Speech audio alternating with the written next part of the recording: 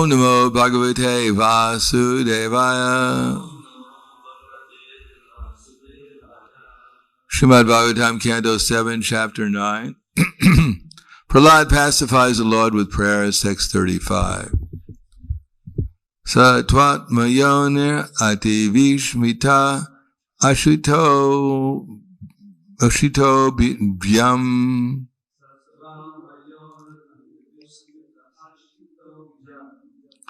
kalena tira tapasa parishuddha bhavaha tvam atmanisha bhuviganda evati sukshman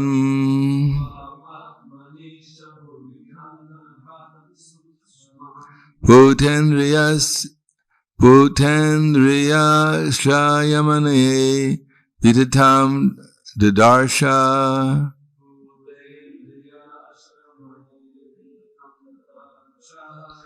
satvatmayonir ativishmita ashritobhyam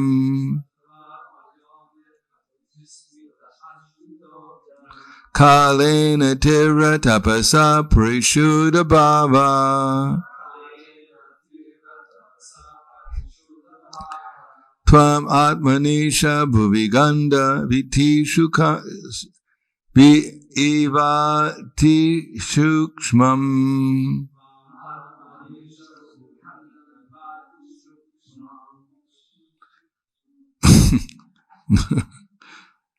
We'll try that again. Tvam atmatisha bhuviganda ati shukshmam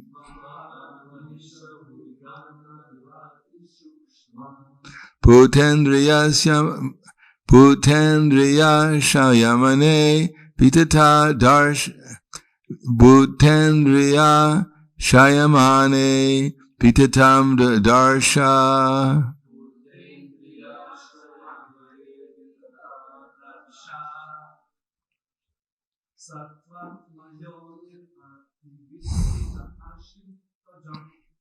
Sa'atmayona vishmita ashubhobhyam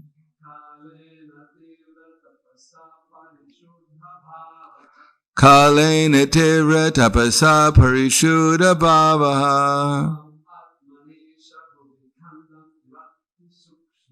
tvam anadisha bhuvigandam utati chukshmam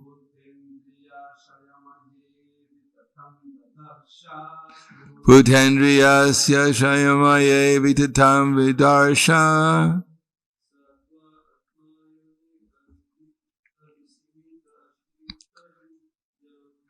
satvamayonir atavishmita ashritobhyam kalena tira tapasa parishuddha bhavaha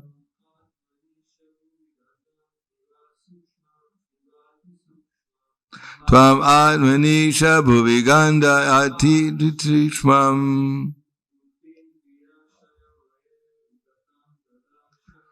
bhutendriyasya shamaye tvitam tavdarsha. Radha just fled. Dummy. Radha.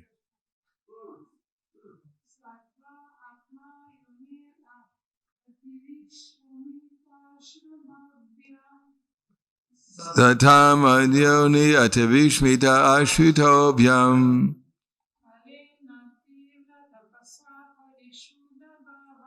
kalena tira tapasa parishuddha bhavaha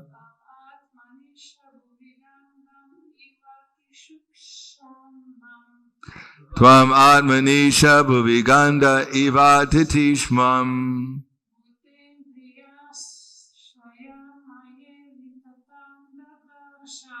bhutendriya shamayaye vitatam darshaha. Sa he, Lord Brahma, two, but Atmayoni was born without a mother, directly begotten by the Father, Lord Vishnu. Adi Vishmitaha, very much surprised, not finding the source of his birth. Ashritya, situated on.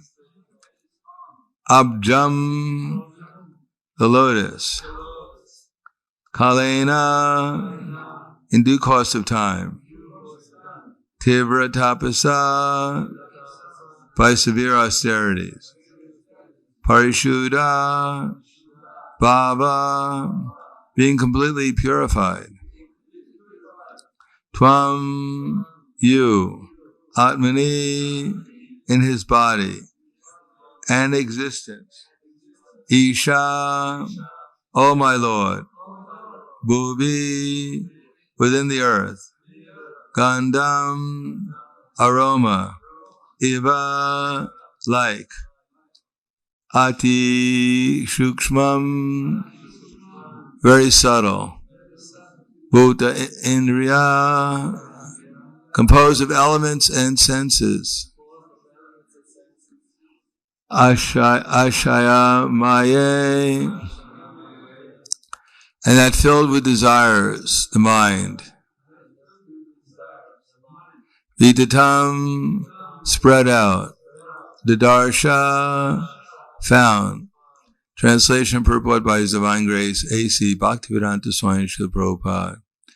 Lord Brahma, who is celebrated as Atma Yoni, having been born without a mother, was struck with wonder. Thus he took shelter of the lotus flower.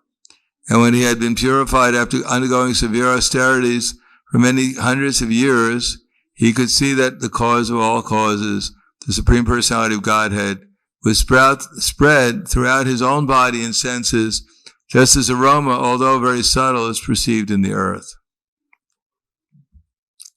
Purport. Here the statement of self-realization, Aham Brahmasmi, which is interpreted by the Mayavada philosophy to mean I am the Supreme Lord, is explained. The Supreme Lord is the original seed of everything. Janma dyasya yataha aham sarvasya prabho matak saram pravartate. Thus the Supreme Lord extends everywhere, even throughout our bodies, because our bodies are made of material energy, which is the Lord's separated energy. One should realize that since the Supreme Lord spreads throughout one's body, and since the individual soul is a part of the Supreme Lord, everything is Brahman. Sarvam Kale, Sarvam Kalva Vidam Brahma. This realization was achieved by Lord Brahma after he is purified, and it is possible for everyone. When one is completely in knowledge of Aham Brahmasmi, he thinks, I am part of the Supreme Lord. My body is made of his material energy, and therefore I have no separate existence. Yet although the Supreme Lord is spread everywhere, he is different from me. This is the philosophy of Achinta Veda Veda Tattva. An example given in this regard is that of aroma within the earth. In the earth there are aromas and colors, but one cannot see them. Actually, we find that when flowers grow from the earth, they appear with different colors and aromas, which they have certainly gathered from the earth. Although in the earth we cannot see them. Similarly, the Supreme Lord, by his different energies, spreads throughout one's body and soul, although we cannot see him. An intelligent man, however, can see the Supreme Lord existing everywhere. Andantarasta paramanu chayantarastam. The Lord is within the universe and within the atom by his different energies. This is the real vision of the Supreme Lord for the intelligent man. Brahma, the first created being, became the most intelligent person by his tapasya, austerity, as he came to this realization. We must therefore take all knowledge from Brahma, who became perfect by his tapasya. Lord Brahma, who is celebrated as Atma Yoni, having been born without a mother, was struck with wonder. Thus he took shelter of the lotus flower, and when he had been purified after going severe austerities for many hundreds of years, he could see that the cause of all causes, the Supreme Personality of Godhead, was spread throughout his own body and senses, just as aroma, although very subtle, is perceived in the earth. Namo Vishnu Padaya Krishna Prasthaya Bhutale Srimate Bhaktivedanta Swami Namane.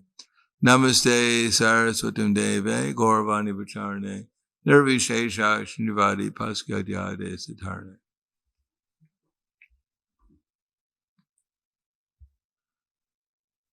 Bhagavad Gita, Krishna summarized everything by saying, Jnanam teham savijnanam idam vaksham yasheshata isgatvaneha punonyav katavyam avashishate. Now I'll explain to you everything about phenomenal and nominal, knowing which there will be nothing further to be known. Bhumirapanalo vayu kamano buddha evacha ahankara iti yame bina prakriti ashtada. Earth, water, fire, air, ether, mind, intelligence, and false ego, these are my separated energies. Aparayam itastvanyam prakriti vidi me param jiva bhuta mahavaho yedam daryate jagat. And besides this inferior energy, Arjuna, there's another energy, the living entities, who are struggling with the material world. What do he says? Aparayam itastvanyam prakriti vidi me param jiva bhuta mahavaho yedam daryate jagat.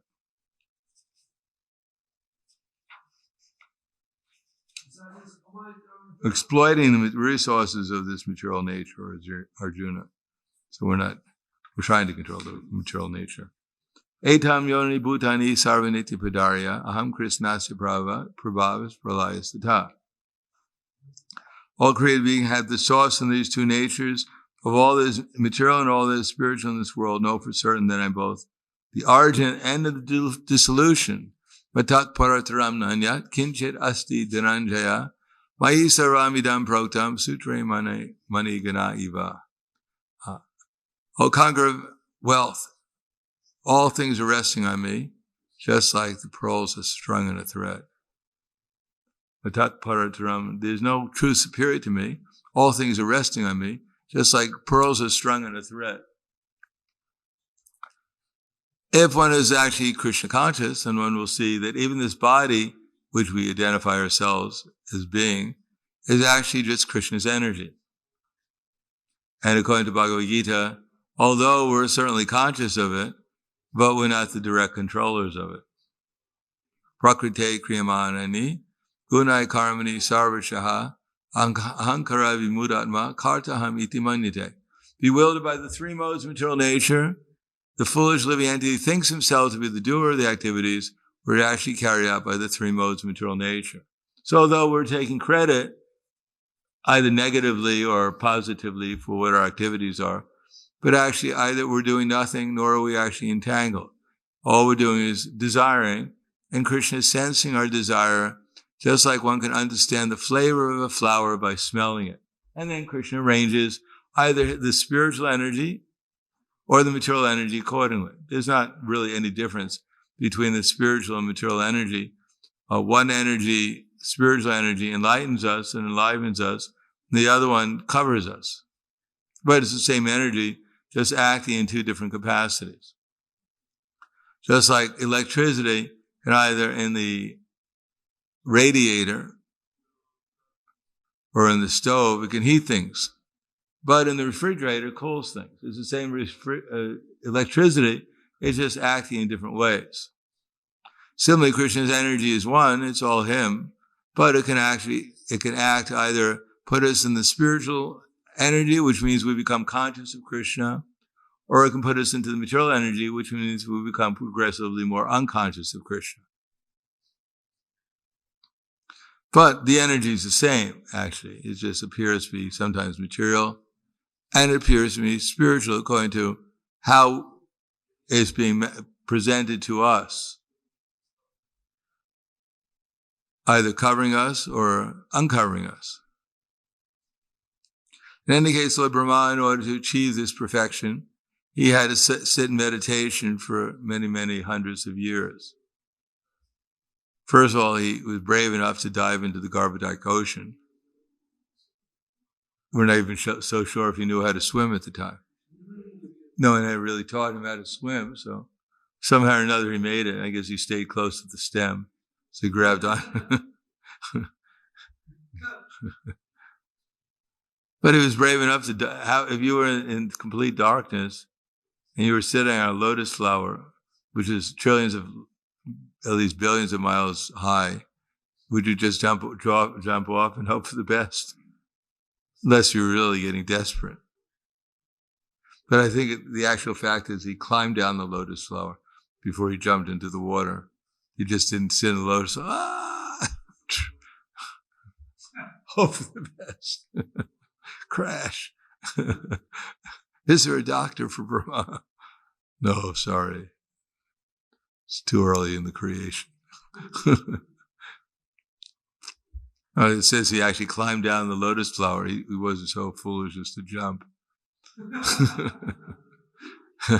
And he couldn't find the end practically. He climbed down. I guess here it says he also jumped into the water eventually, but I guess he was right next to the water when he jumped into it. Looked around for a little while and then figured nothing's happening here. It's a lot more comfortable on top of the lotus flower. So he went back there and sat down. But he had nothing to do. But Krishna luckily engaged him by saying the two syllables from the Sparsha alphabet, ta and pa, and gave him something to think about. Ta pa, how do you solve this problem? Pa ta, ta pa. What does this mean? So just by thinking about it, it was a great austerity just to think about something you have no idea what it means. And he became purified by that. His mind, first of all, there wasn't so much to think about, except for the fact that, well, I guess at this time there was no creation. He was sitting on the lotus flower, and then a storm came up on the Garbhodaka ocean, and the wind almost blew him off the lotus flower. I mean, that's really a windy day.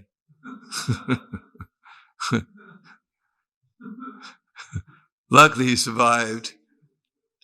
Otherwise, we wouldn't be here to talk about it.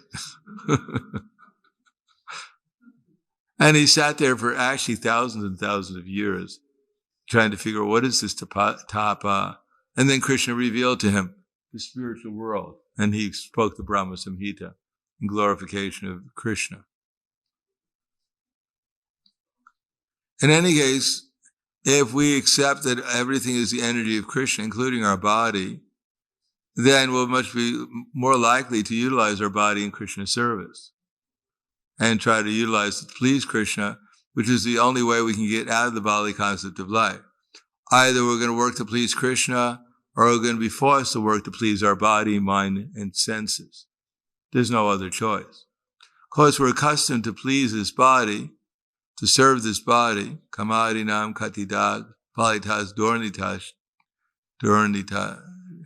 desha,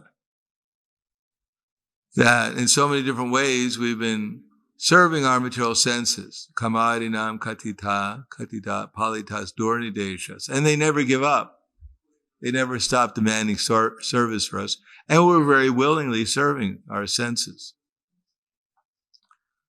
Kamarinam katita palitas dorni teshas tesham mayi jata na karuna no prashanti.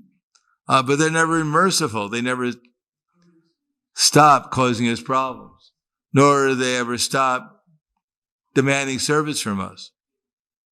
Nor am I ever embarrassed, nor do I ever consider that maybe this is not the right thing to do. But now I've gained some intelligence, this devotee is saying, Usrijatam yatapate lava buddhi. Now I'm giving this up. I've obtained some intelligence that this is not the best thing for me to do. It's not in my best interest.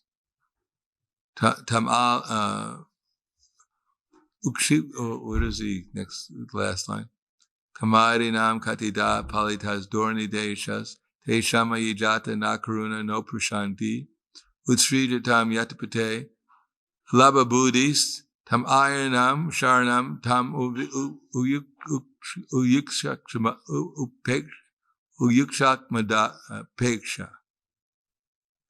So now I've given this up, I've gained some intelligence, and now I'm going to surrender to you, Sharanam, and I'm surrendering at your lotus feet.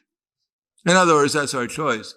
Either we're going to surrender to Krishna, or we're going to surrender to the bodily concept of life and spend time serving our body or someone else's body. But that's not liberating for the soul, for ourselves, nor to anyone else. We may solve the world's problems for one day, and the next day there'll be twice as many problems. As a matter of fact, unless there were problems, people would get overly enthusiastic about staying in the material world, and they create even more problems than there already are. But because there's problems, they're getting a little discouraged, so they're thinking a little bit more than they normally would have done.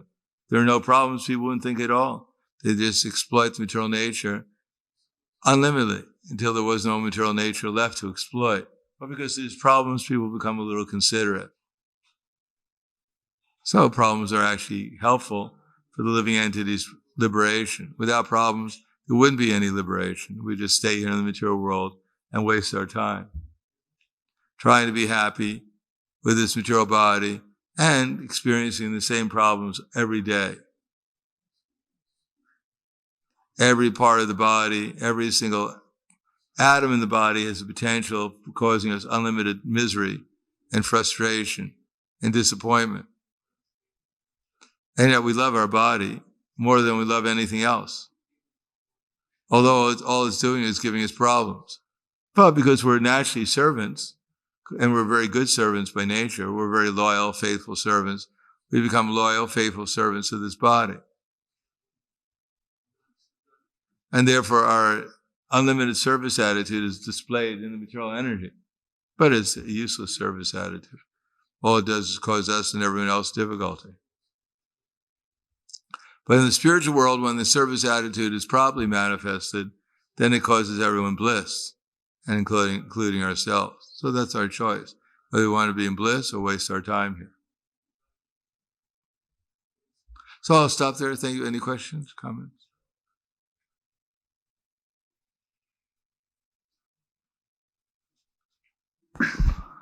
Hare Krishna Maharaj. How much chance do we have if Brahma was looking for thousands of years? We got thousands of years because we're eternal, like Brahma. Maybe not thousands of years in this body, but we're going to live forever. So a little effort in the right direction will eventually bring us to the goal.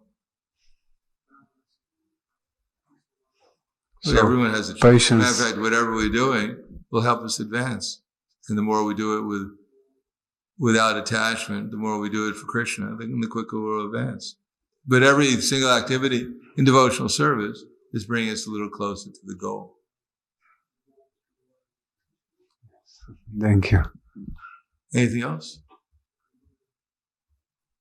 Besides that, we'll probably go back to the spiritual world before Brahma will. He has another 150 trillion years to stay around here.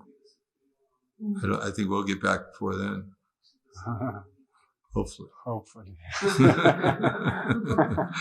Anyhow, if he gets back first, he'll greet us when we get there. Otherwise, we'll greet him. Welcome, Brahma.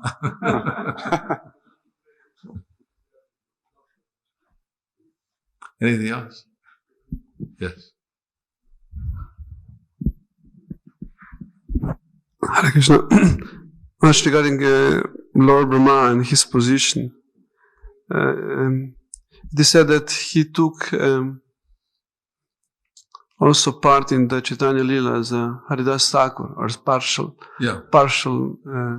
No, he's Haridas Thakur. Yeah. How that works? He died in the arms of Lord Chaitanya, chanting his name, and now he went back to his position of Lord He Brahma. never left his position. So expanded. Yeah, sure. Sure. The demigod, more powerful living entities can expand. According to Krishna's desire, the soul can expand. So what that means, that that expansion went back to Godhead, or at the end? It means he came back. Brahma is a pure devotee because he got Chaitanya Mahaprabhu's association in the form of Haridas Thakur. He offended Krishna by stealing his calves, and he lamented. Therefore, he prayed that he'd come back and get the opportunity to get forgiveness. Because Krishna kind of like neglected him when he was Brahma. Brahma wasn't really so clear if he was pleased or not. So he came back. He got the opportunity to be born as Brahma Haridas. because he had made that offense against the cowherd boys and the calves and Krishna. Therefore, he had to take birth as a Muslim. But he was repentant, and therefore he took shelter of the holy names, and therefore he became a pure devotee. And in the Prahladananda is explained that he worships that Mahashirsha, Shahasra Shirsha, that Purusha in his planet. But when he was in the earth, he worshipped Lord Krishna, no, and Lord Chaitanya. How? No, because Lord Chaitanya has all the incarnations within him. You can worship Lord Chaitanya, you worship all of them.